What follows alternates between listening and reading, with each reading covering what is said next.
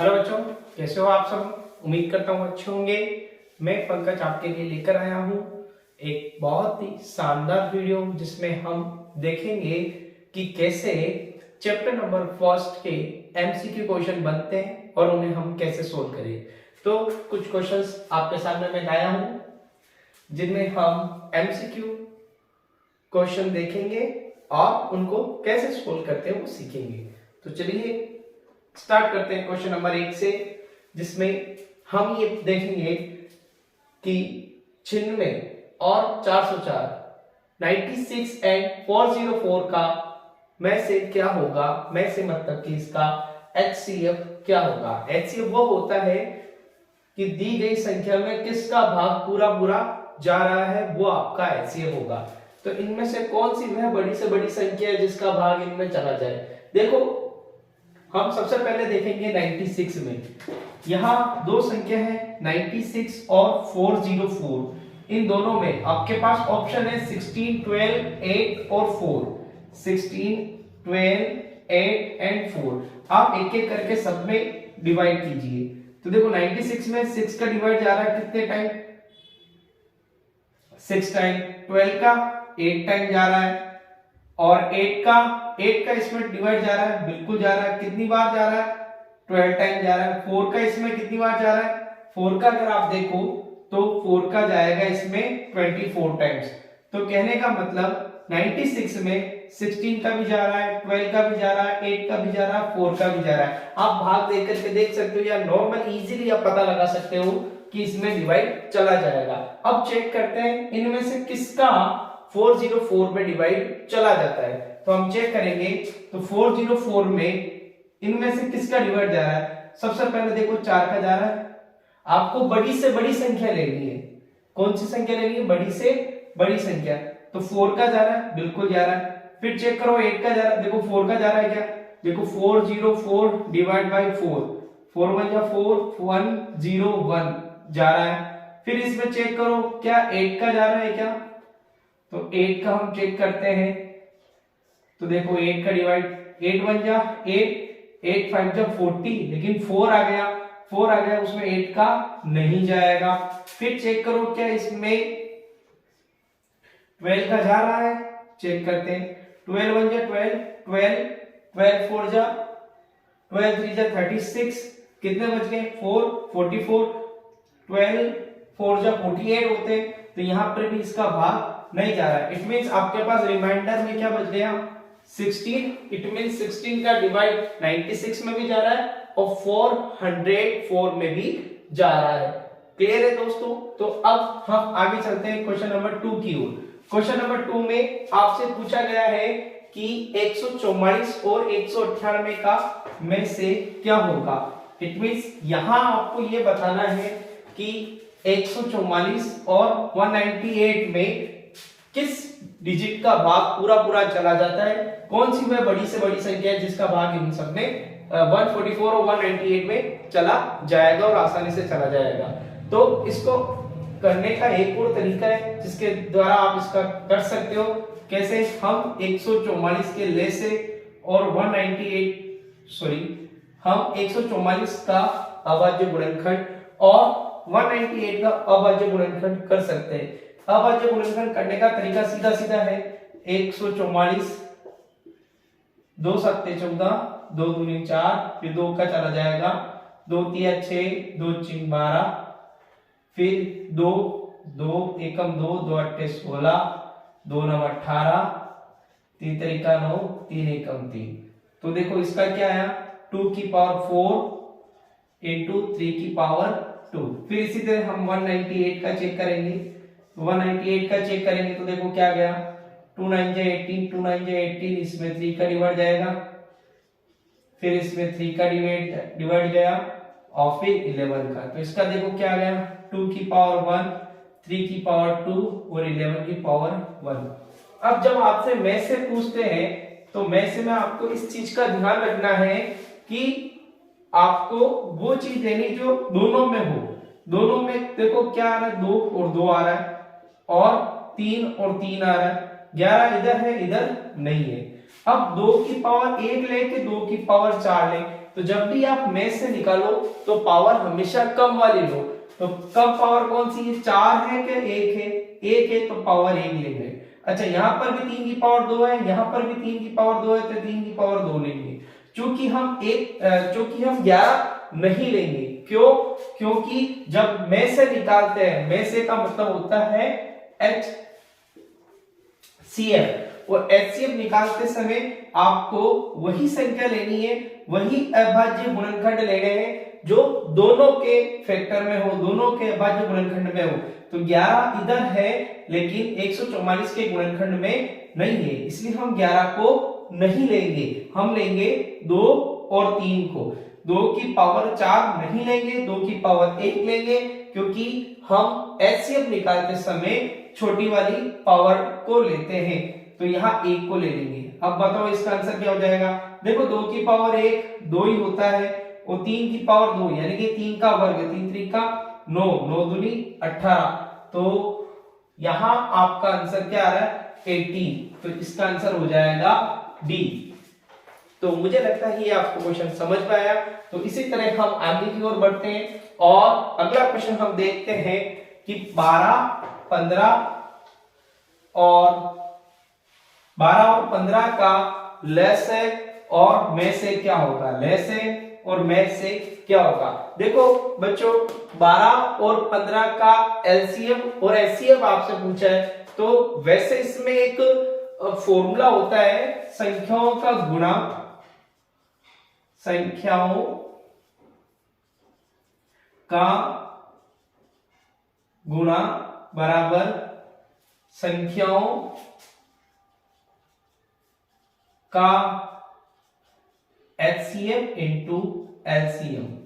यानी कि आपको दो संख्याएं जब दे रखी हो, दोनों का एचसीएफ और एलसीएम आपसे पूछे, तो सिंपल सी चीज होती है, दोनों संख्याओं का गुणा बराबर होगा उन दोनों के एलसीएफ और एचसीएफ के। तो यहाँ आपको दो संख्याएं दे रखी है, ये पहली संख्या a हो गई, ये दूसरी संख्या b हो गई, तो संख्याओं का गुणा यानी कि a इंटू बी बराबर होता है एचसीएफ इंटू एलसीएम के। तो यहाँ 12 को 15 से गुणा करो, कितना आता है, देखो वही आपका आएगा जो कि एचसीएफ इंटू एलसीएम का होगा। तो 12 और 15 को गुणा करने पर आपके पास आता है 180। तो इनमें से किसका गुणा 180 के बराबर हो रहा है, तो देखो 12 तिया 36, तो 12 को 30 से गुणा करूंगा तो 12 0 0, 12 तिया 36, 360 हो रहा है, जो कि नहीं होगा। 24 को 6 से गुणा किया, 6 चौका 24 का 4, हासिल लगा 2, 6 दूनी 12 और 2 14, 144, जो कि नहीं है। लेकिन यहाँ देखो 60 और 30 को गुणा करूंगा तो 180। देखो मैं डायरेक्ट भी कर सकता था, लेकिन मैं आपको बताना चाहता था कि ये देखो ये इस तरह से गलत हो जाएगा, सही नहीं आएगा, सही ये है, तो यहाँ पर आप राइट मार सकते हो। तो इस तरह से आप क्वेश्चन कर सकते हो, और ये क्वेश्चन आपसे पूछा जाएगा, इंपॉर्टेंट है, इसको स्टार लगा देना। आगे हम एक क्वेश्चन और करते हैं जिसमें कथन दिया हुआ होता है। कथन को देखो कैसे ट्रीट करते हैं।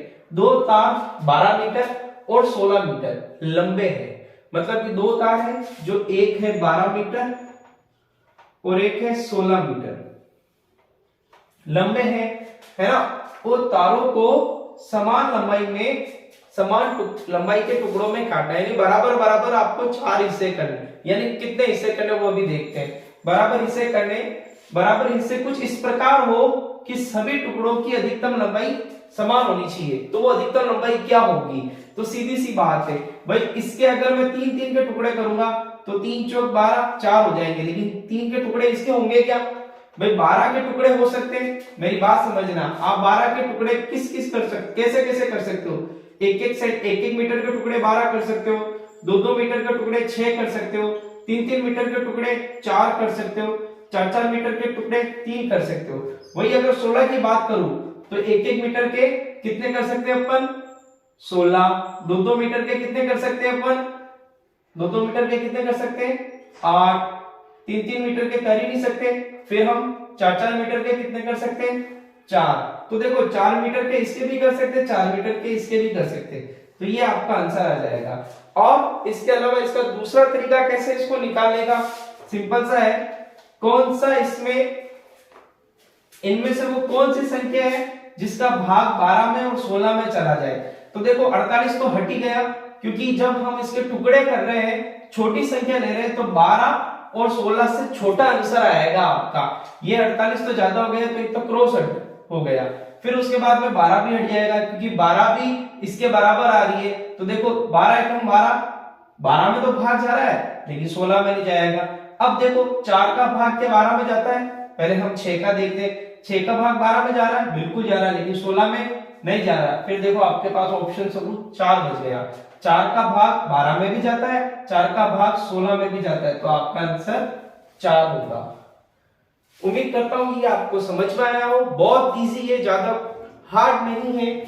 फिर अगर हम बात करें कि यदि 1 तथा 18 का एलसीएम 36 और एचसीएफ 2 हो, मींस यहां पर आपसे क्या कहा गया है कि दो संख्या है, दो संख्या में से एक संख्या तो ए है और दूसरी संख्या आपकी क्या है?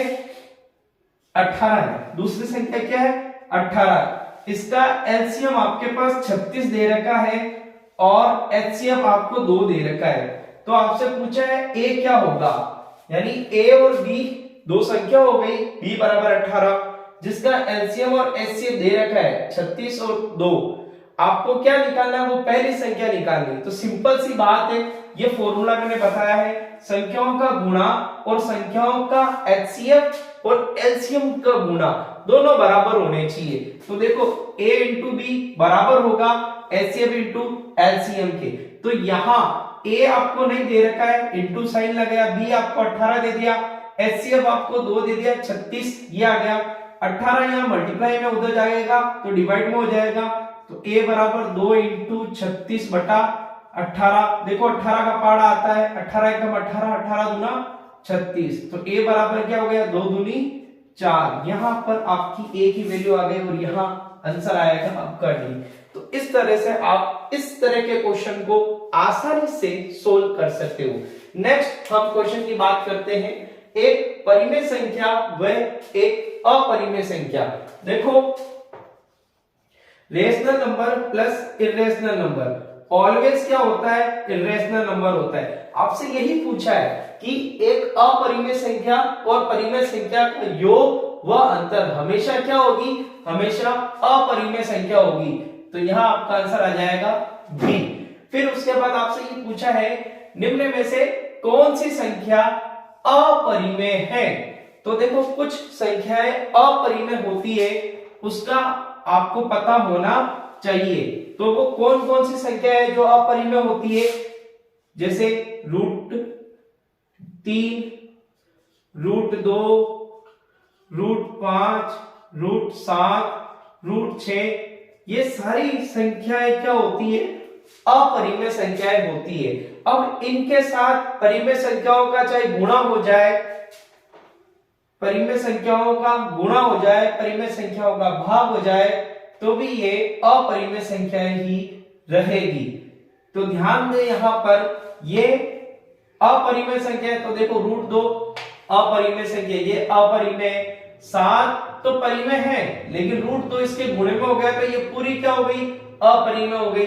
7 परिमेय है, लेकिन अपरिमेय संख्या इसके जोड़ में। और ऊपर अब ये देखा कि परिमेय और अपरिमेय का योग और अंतर भी अपरिमेय होता है, तो ये भी अपरिमेय। तो कुल मिलाकर तीनों ही अपरिमेय, तो इसका आंसर आ जाएगा डी, सभी संख्याएं अपरिमेय है। ओके, उसके बाद यहां आपसे फिर से पूछा गया है 2√5 एक संख्या है। तो देखो 2 यहां पर परिमेय संख्या है, जबकि √5 एक अपरिमेय संख्या है। और अपरिमेय संख्या और परिमेय संख्या का गुणा करें तो हमें अपरिमेय संख्या ही प्राप्त होती है। तो इसलिए 2√5 भी एक अपरिमेय संख्या हुई। अब नेक्स्ट क्वेश्चन अपना लास्ट बचा है, 156 व 78 का एलसीएम क्या होगा यदि इसका एलसीएम 78 हो। तो देखो ये उसी तरह का क्वेश्चन हो गया जिसमें हमने जाना कि संख्याओं का गुणा अभाज्य संख्याओं के एचसीएफ और एलसीएम के बराबर हो। तो देखो यहाँ पर संख्याओं कौन कौन सी दे रखी है आपको? 156 × 78 और एचसीएफ आपको कितना दे रखा है? एलसीएम 78 दे रखा है और एलसीएम आपको ज्ञात करना है। तो देखो इधर भी 78 इधर भी 78 कट गया, तो आपका एलसीएम जो आएगा 156 ही आएगा और वो आपका आंसर हो गया 20। तो इस तरह ये आपके चैप्टर नंबर 1 से रिलेटेड जो भी एमसीक्यू बनते